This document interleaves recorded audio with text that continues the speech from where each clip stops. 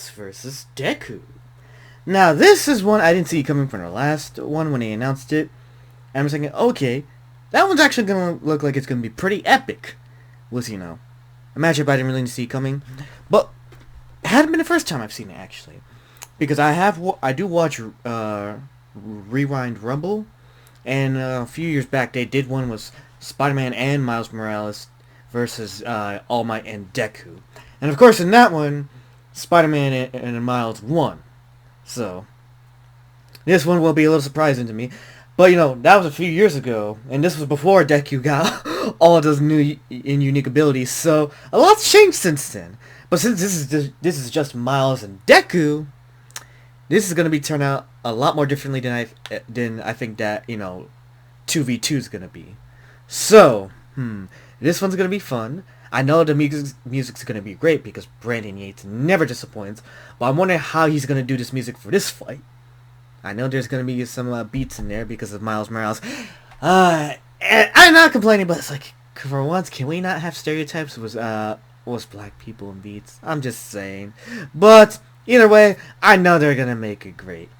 And besides, I got Miles right behind me. Wait. Yeah, I got that little art right there. I got that anime monster 3 years ago. Still my favorite art I've seen of Miles, though. But, so. Before I go into it, though, it's going to be hard to predict. A lot's changed since that one. And they've gone through a lot of development since then. Even though I will say I did not like the ending of My Hero Academia in the manga. They had to kind of, as Horikoshi had to make some changes in that final volume just to make it less ass, thankfully. But at least it got better. At least, hey, he's being a hero again, and he finally has to Uraraka out, and that's it. I was like, okay, better than what we got. Unfortunately, we still never got his dad, but okay, better than what we originally got. Anyways, but I can't wait to see what happens though. Who will come out on top? I'm probably leaning towards more Deku, most likely. But we shall see. Anyways, I'm going to shut up, and let's get to watching the battle. Oh! Miles tried to uppercut Deku. Miles Morales. Shizuku Midoriya. Spider-Man versus Deku. He's Wiz and I'm Boomstick. And of course, they're using his most recent suit in the comics. It makes sense. Cody Ziegler's run has been pretty interesting. I haven't really read most of it, but I've been hearing good things about it at least. So, at least if they can stay consistent with Miles having his own comic, though. His has been weird throughout the past few years. Skills to find out who would win a death battle. All right, let's see what we got on Miles. Take this from the top again. This is Peter Parker. He was bitten by a radioactive spider, and for who knows how long, he's been the one and only Spider-Man. For decades, up until the multiverse bullshit happened. Super soldiers, hulking green Goliaths, and world-shattering gods, Spider-Man is there to look out for the little guy. But in a multiverse of infinite possibilities, that doesn't always last forever. Like in Universe 1610, when NYC's Webhead got iced on the job. The city was left without its protector. But fortunately, Peter wasn't the only one who got bit.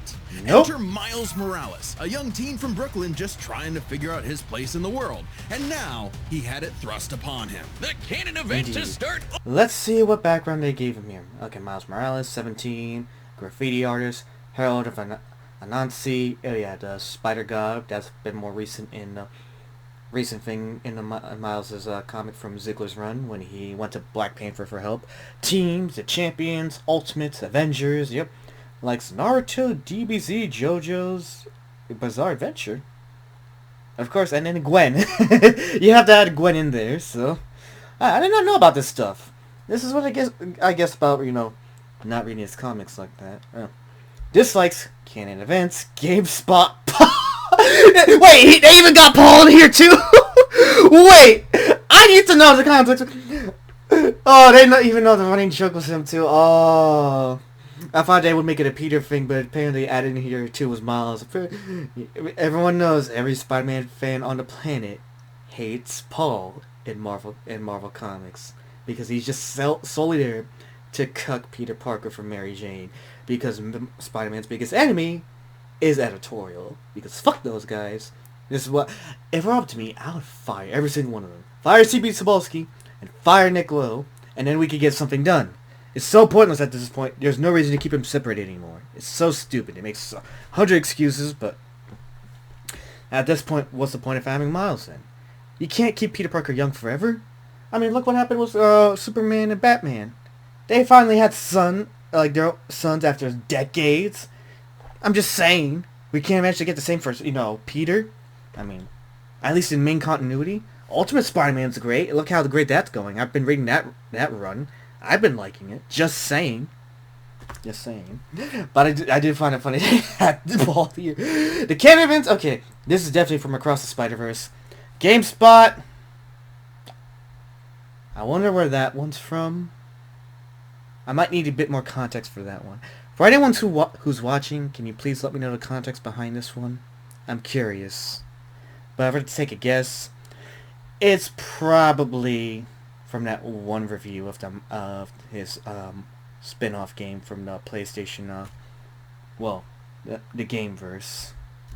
All canon events. Now it was Miles' turn to be the hero the Big Apple needed, and he had all the usual spider kit to help him out. This spider carried the Oz formula, a genetics-enhancing serum that granted Miles superhuman strength, speed. Fun fact about the Oz formula, in the Ultimate Comics, the Oz formula was also used for the same spider that gave Peter his powers in the Ultimate Universe, and supposedly that's what helped him bring him back from the dead. And apparently he's immortal because of it. Supposedly. That's what I'm surprised about. So, unfortunately, never got any resolution for that. But, yeah. Just saying. Fun little fact, if anyone didn't know about the Oz formula from the Ultimate Comics. And the ability to alter his body's electron attraction to crawl along any surface. And you can't forget that classic spider sense, an internal warning system that lets Miles know about incoming threats so he can react ahead of time. He even got an upgrade that acts like a radar, letting him see through stuff. But no spider person is complete without their web shooters. Alright, let's see what they gave him. The nano mesh vibranium suit. Oh yeah, his most recent one. The Wakandan web shooters. Huh. I'm guessing that's also from Ziggler's current run. Spider powers, of course, super strength, agility, wall crawling, radar, spider sense, invisibility. And then you've got the Venom powers, which is I really loved using in the PlayStation games. Really fun.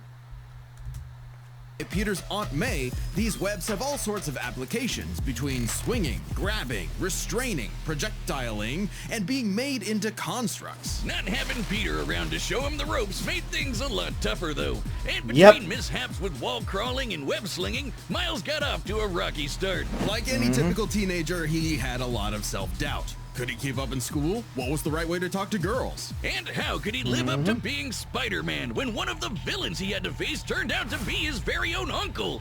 Makes family dinner so awkward. All that, trying to kill you stuff. Fortunately, Miles had a leg up on every other superhero. Are they gonna say it? Man. Living parents. Better. Of course. That's always one crucial thing to a lot of superheroes. Having both parents alive. Well, Miles' mom was dead for a short period of time, and then she got brought back after Secret Wars 2015, all because he gave the Molecule Man a burger he had in his pocket. I'll never forget that. To think that storyline was 10 years ago now. Shit. Time flies. Yet loving parents. They supported him when things got tough, Yep. even if they didn't always see eye to eye. And thanks to them, he learned that the best way to be Spider-Man wasn't to do it like Peter, but to do it his own way. And it helped that this particular spider had a bit more to its bite than Peter's. Miles has a variety of unique powers, like The Venom invisibility and venom. Not like Tom Hardy, though it is weird No. to give your main power the same name as one of your bad guys. Come on, Spidey, branding is important. Miles can harness his own bioelectric energy and weaponize it, which is especially effective against individuals with genetic mutations. Punching, absorbing, blasting, mega blasting. Hell, he can even make Those were fun to use in the game, by the constructs way. out of this stuff, like biowebbing and a damn sword. Jeez, which is what also kind of new. spider was this? It's not entirely science fiction. Studies have shown Really? that certain species of spiders, such as the Linnaeufeidae, have a process known as ballooning. By spinning a thread of their silk, they can use the Earth's natural electric fields to fly, traveling up to hundreds of miles. No pun intended. Oh, you know that makes sense now. I can see sometimes see them floating in thin air. So when I'm wondering, wait, where's the web? Because I have seen that before. Okay, now it all makes sense to me, man. Well, it should, because anything that comes, from Spider-Man's abilities would usually come from something in real life related to spiders. So how can I not see that coming? Just saying. Well, whatever kind of bite it was, it gave Miles the edge he needed to find his worth as Spider-Man. Miles can dodge gunshots, missiles, and lightning bolts. He survived all sorts of beatings, including a building exploding on top of him. Oh, geez, Spidey could lift buildings and dodge light-speed attacks, and Miles is more than a match for him. Like the time he absorbed the energy of a bomb that was going to vaporize Harlem. A blast that would have equaled 15 million tons of TNT. He's getting kudos from Mind you, this was in the Insomniac games, so... a ton of older heroes, too, becoming a member of the New Ultimates and the Avengers. He Yep. even helped form the Champions, a team of teenage superheroes with the likes of Miss Marvel and Ironheart. The King of Wakanda himself even suited him up with some Wakandan vibranium. The same Which is stuff as his the recent Bella's suit, by own the way. suit. This super rare and tough metal can absorb... I do find it funny, though, however, it's like they keep needing to change his suit every once in a while. I never understood that one. Why do they keep Peter the same? Well, then again, Peter has changed suits a lot throughout the years in comics too, so I can't be too surprised. But eventually, he will always go back to his, his classic, this costume. So I have no doubt, probably at some point in time, we'll see Miles back in his classic costume. kinetic energy and vibrational impacts. It helps to regulate Miles's venom powers too, allowing him to better control his electrical output. The vibranium is thinner to better fit his acrobatic fighting style, but it can still shake off most fatal attacks like they're nothing. This stuff is tough enough that Deadpool's swords have shattered against it. Though it's not as durable as, say, Captain America's shield, and enough kinetic energy will overload it. Don't be near it when it does, or you'll end up like the Falcon here when he used his vibranium wings to stop a bomb that was gonna blow up New York City. That's twice now. Does any other city have to deal with this stuff? But when vibranium and spider powers mainly New York enough, Miles can push his electrical output, especially in Marvel Comics, overdrive, giving him huge boosts in strength and speed, and making him a whole lot zappier. It's your classic shonen power-up, and he knows it too. He's a bit of a weeb, and has a thing. Of course they have to mention show Sasuke in comparison. There's like Shidori, Venom Blast. Miles has more than managed to live up to his predecessor, no longer standing in the shadow, but side by side. Literally, his universe got blown up, and he was sent to the main 616 timeline, where the Molecule Man brought back his mom. And and the rest is history. Along with his family, and now it's him and Peter as a... Keep in mind, from that point, Miles' mom was dead for a period of time, and then when that happened, again, Owen Reese brought his mom back to life, so... pair of Spider Bros. He's even become one of the big players of the Spider-Verse. Yes. Teaming up with all Good sorts movies, of by the other way. Spider variants to defend the multiverse. Yeah. Let me see the defeats they put through in blue up a giant symbiote dragon. Oh yeah, pretty sure that one was from King of Black, probably, if I remember correctly. Lifted most of a building, took hits from Giant Woman, dodged missiles, lightning and lasers, stopped the Inheritors and saved a Web of Life, of course, from the Spider-Verse stories. Saved an alternate universe from his evil clone. Is that what Clone Saga was about? Because they gave him his own Clone Saga, so... won an Oscar. Yeah, of course you have to mention the Into the Spider-Verse won an Oscar. Defeated the Prowler, Green Goblin, Venom, Mr. Negative, Salim, and Kingpin, of course. From all mind you, we're talking about different variations of Miles, that did this, by the way. There's anime spider people, robot spider people, dinosaur spider people, spider people, a whole lot of them, each with their own way of getting the job done. Miles even led them into battle against the Inheritors. That was in Spider-Geddon, by the way. Vampire assholes. This is what Stan Lee was proudest of in his favorite superhero. Regardless of who they were, any sort of person could wear the mask and do the right thing. For so long as we stay true to ourselves and help others in our own unique ways, then anyone can be a hero. But what is a hero? To the citizens... Okay, I'll give you that. That was a good way to transition into Deku. I love how you did that.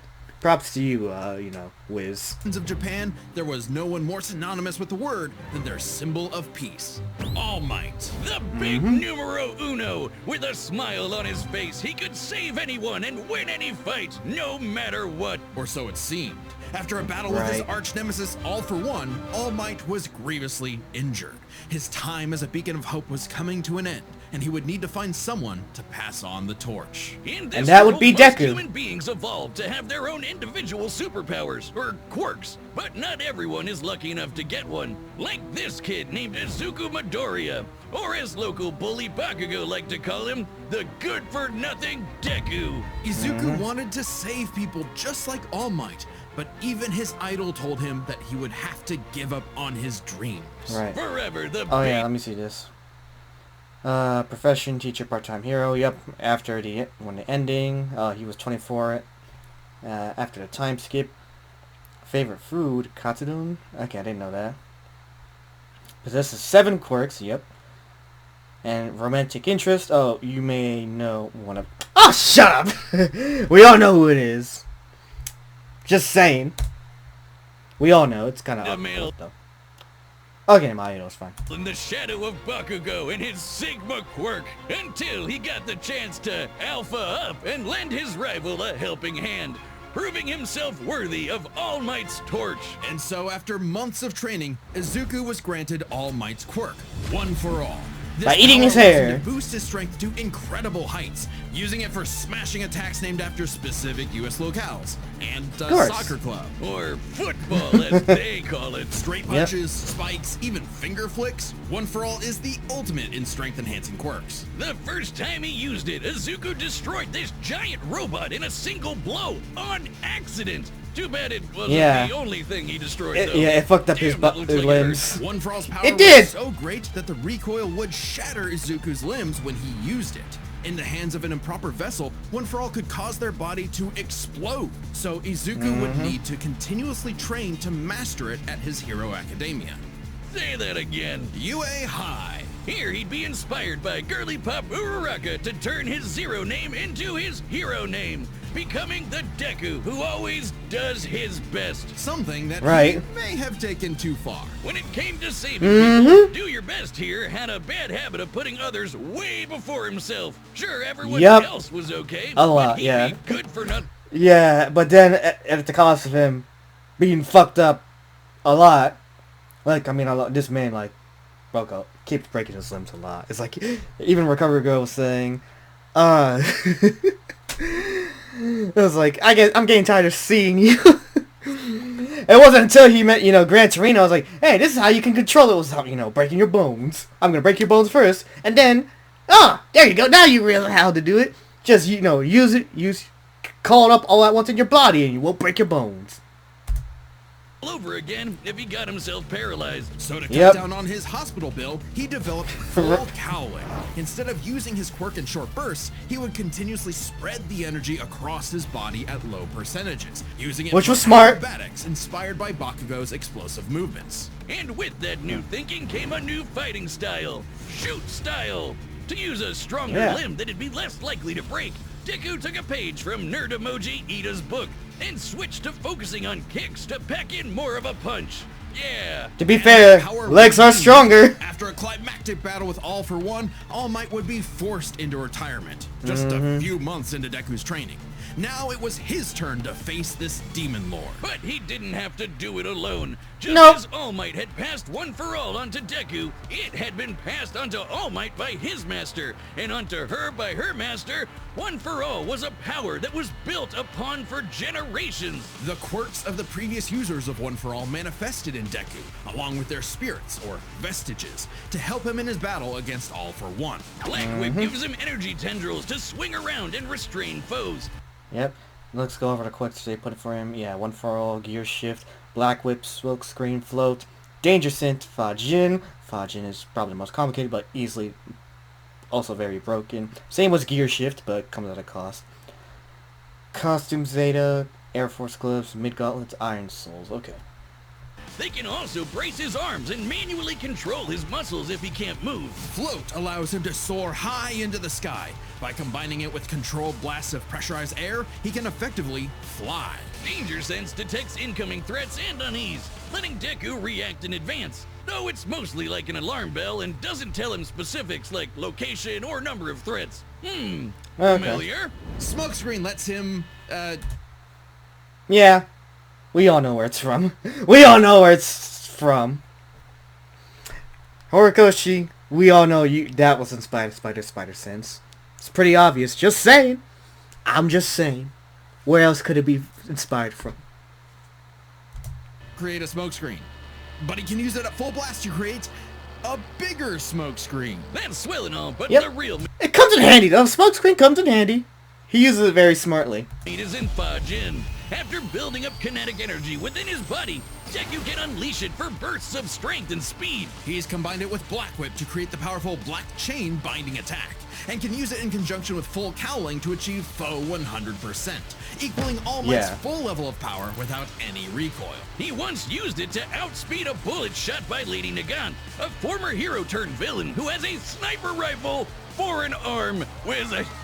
I think I'm in love. Nagant's bullet Of once course crossed you a are. distance of around 215 kilometers within a fraction of a second. That's 6,700 times faster than sound. And Deku was moving so fast, the bullet seemed like it was standing still. And he can go even faster than Right. that with his final quirk, Gear Shift. By touching a target, he can control its speed without abiding by the laws of inertia.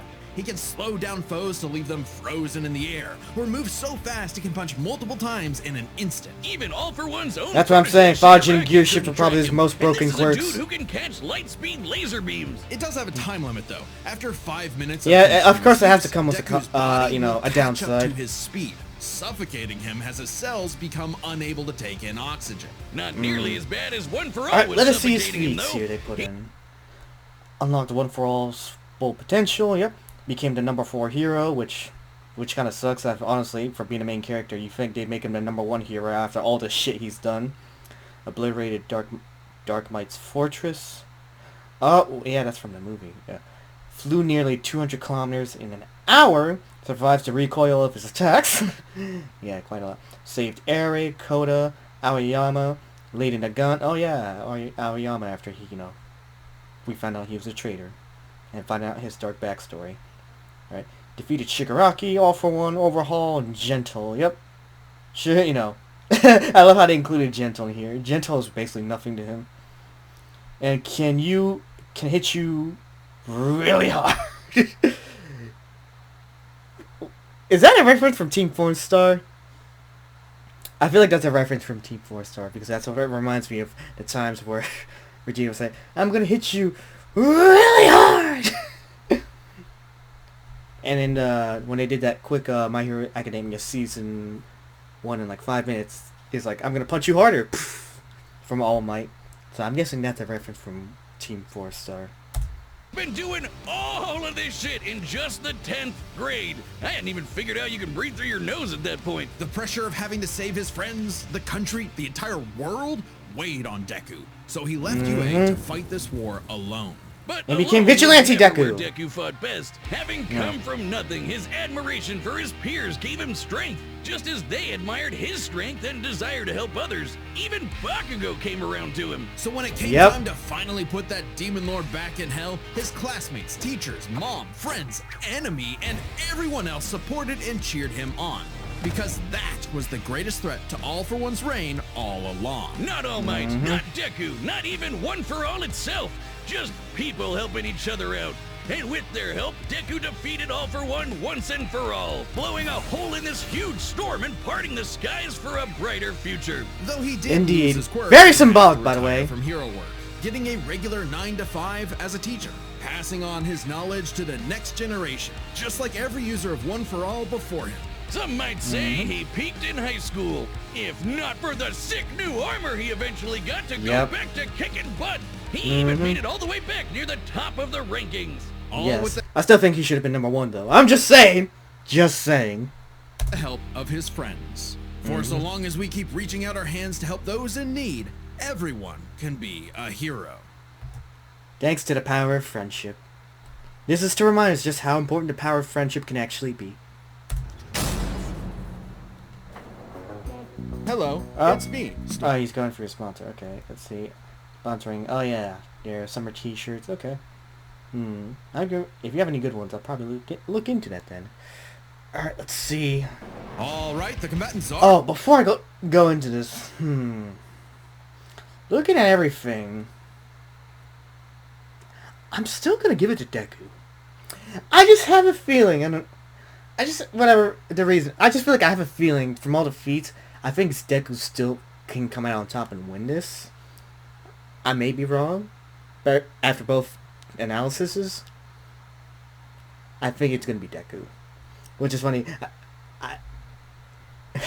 That means Miles gonna be 0-2 in Death Battle. Damn. You put people that are both lost one and up and into one, and let's see who's gonna end up 0-2. Man, if it is Miles, like damn, poor Miles.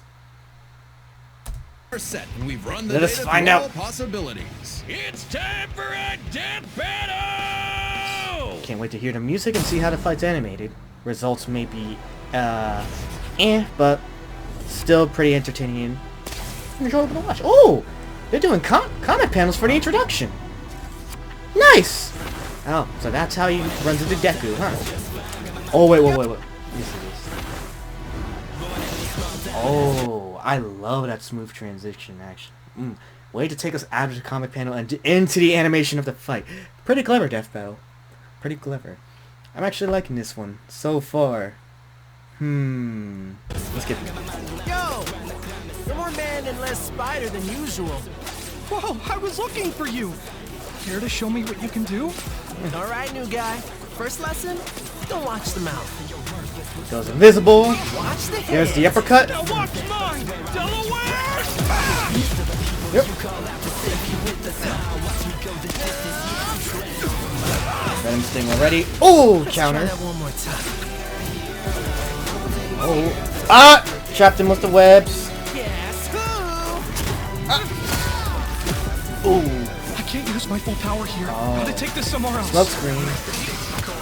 And of course, being classic Deku, of course we hear his inner thoughts of him strategizing against his opponent. I mean, for being strategic, Deku is really smart. I would almost go as far as say he's probably almost as smart as Shikamaru. But that's a bit of a cap, probably, in my opinion. Even though I'm a Naruto fan, I'm like, I like both series, but nah. Shikamaru has a way higher battle IQ, but Deku adapts as he's analyzing and strategizing, so I'm still gonna that's a topic for another day. I'm just focused on this fight. By the way, point of thought though, animation looking really great. You got skills, man. Wait, did he just corrupt it? What shooter? You got skills. Oh, he did. I like that. Ah, he got stung. I am liking it. Yep, he crushed it. Eat the punch! Oh wait, hold up. Let's go back to that.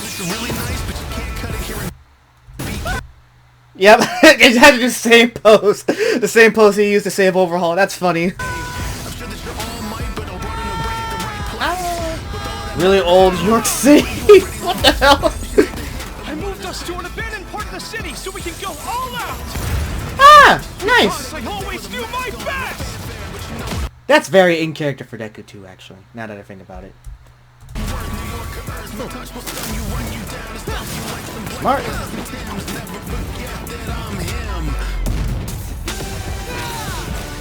Nice pose. Oh. If I'm gonna do my best, Oh shit. I gotta do my own thing. Okay. I'm not gonna lie. That shot right there, it's pretty sick. This is obviously a reference to, the Into the Spider-Verse, poster. And, that moment of what's up, danger? From the album. Yeah. I love that. And I love this. Him, doing the same thing. And Deku coming from the opposite direction. Pretty sick. Okay. Wait, what the? Okay, I was getting delay in audio for a second. I don't know why. I gotta do my own thing.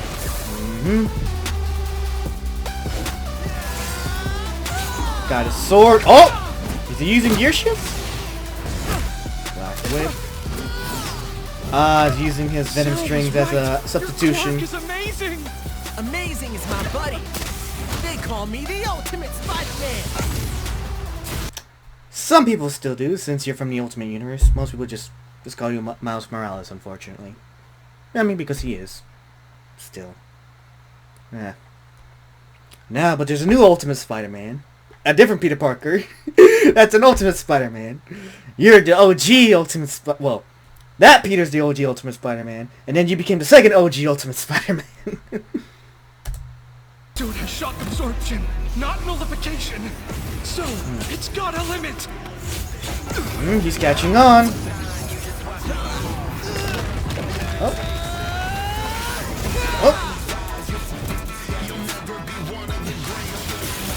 He's charging up. Also, it's Deku. Go beyond. Oh, here we go. Damn. There it is. Oh shit. But that absorption and that shock isn't gonna. Damn. Just like in the game. Deku collapses. Wait, oh.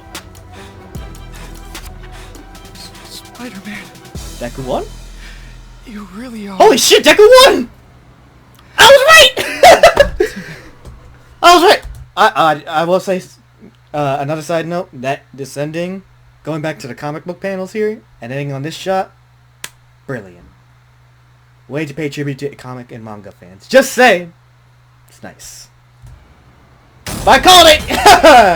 I called it. Vaya con Dios, Aranya Hoven. Let's start by talking about their superpowers, which matched up quite evenly. Unsurprisingly, given the not-so-subtle inspiration. Deku had more versatility, though. They did have some edges over the other. The Spider Sense gave Miles more insight on his surroundings and threats than Danger Sense, which has been worked around before. This meant Miles's invisibility was harder for Danger Sense to detect when he wasn't attacking, while the Spider Sense's radar system allowed him to find Deku in a smokescreen. But Izuku's other quirks granted him advantages of his own. Float was a lot more mobile than Webs, and Fajin gave a bigger boost in strength than Venom did. Since both had some advantages and disadvantages, we're gonna call superpowers a tie. Next up, speed. Scaling to Peter, Miles could dodge this one has to go attacks, to Deku, which actually outpaced Izuku moving faster than that sniper bullet.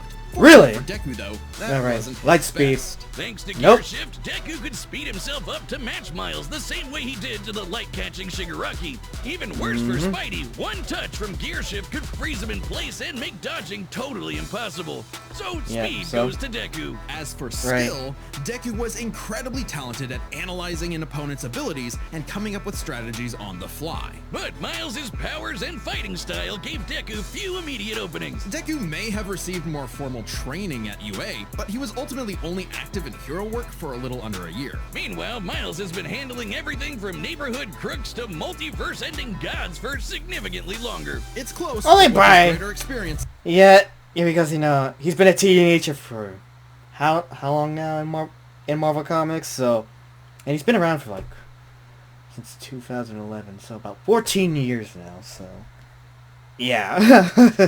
So, compared to Deku's been around for less time than that, a lot more stories was Miles around, but you never know. He's just barely aging, so Miles does have a bit more experience.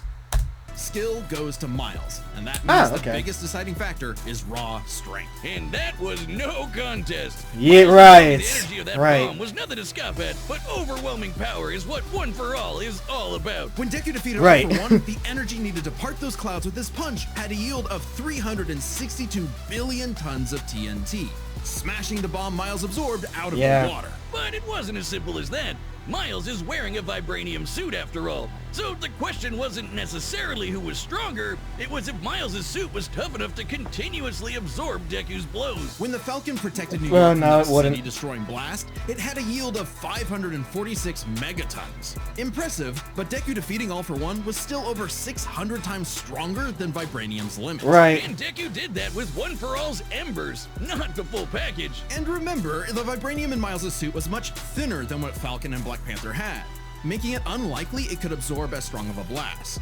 It's there to provide more protection, sure, but there was no way it could survive all of what Deku could dish out. Yeah, In this so Deku had more battle, speed. it was Izuku's More overwhelming strength. speed and immense strength that made him the winning hero. And the morales of the story is...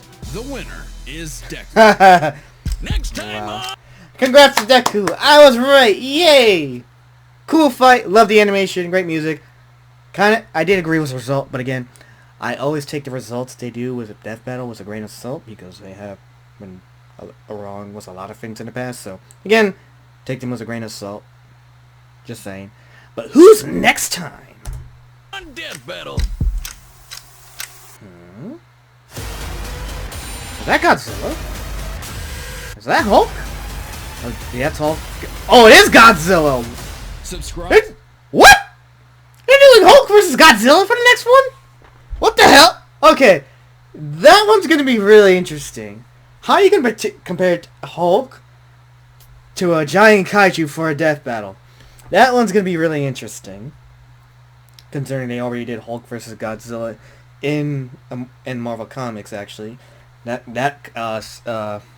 one-shot story came out like about a few months ago, so I read it. It was alright. It's more or less there was a brief amount of fighting, and then of course it came to a team up. So not surprising there. So that's one thing I've noticed with most of them. I still need to read Godzilla vs. the Avengers versus Thor and then Destroys the Marvel Universe. Those 3 issues I do have, and I still need to read them. So, just to point that out, this actually happened in Marvel Comics. So I'm wondering, when they do this, will they ever mention that? I'm curious to see if they will ever mention that one shot when they get to this death battle. But damn, I think this is the first. They're doing 2 characters that are completely different sizes in a death battle. That's gonna be really interesting. I'm wondering who requested that. I imagine this was a request. But right now, Hulk is like 0-2 in death battles. He lost to Doomsday and he lost to Broly. Now he has to fucking fight Godzilla. They do not like Hulk, do they? I'm just saying, I feel like Death Battle do not like Hulk. But as with Godzilla, remember, people sleep on Godzilla sometimes when it comes to a lot of characters. Do not sleep on Godzilla. I'm just saying, do not sleep on him. We haven't seen him in a death battle in like 11 years now, since he fought Gamera. That one was epic too, actually. I really like that one. Still probably in my top 10 favorite death battles, probably. Even though there's been a lot, like over 100 now, so. But just saying, still there in my top 10 at least. But, can't wait to see what they're going to do with that one. We'll have to wait and see. But as regarding this one, like I said, I loved it. I'd probably give it like a 10 out of 10. Animation was great. I loved the transitions from beginning to end. I loved the music they created for this one. Brandon Yates never disappoints. And well, the acting was great. And you know, I wish they would work a little better on the lines though with these characters. They always have to reference something when it sounds out of character for me sometimes. They don't always need to do that. I just think sometimes it's just the lines just are a little corny for that. That's just me. But for anyone who's watching, please let me know what you think. What do you think is going to happen next? Or if you have any suggestions, let me know in the comment section down below. And like the video if you like it, and tune in for more, because I will be doing more reactions to Death Battle, and other things. And maybe other things that isn't reactionary. But anyways, again, for those who are watching, thank you for watching, and until next time, I'm out!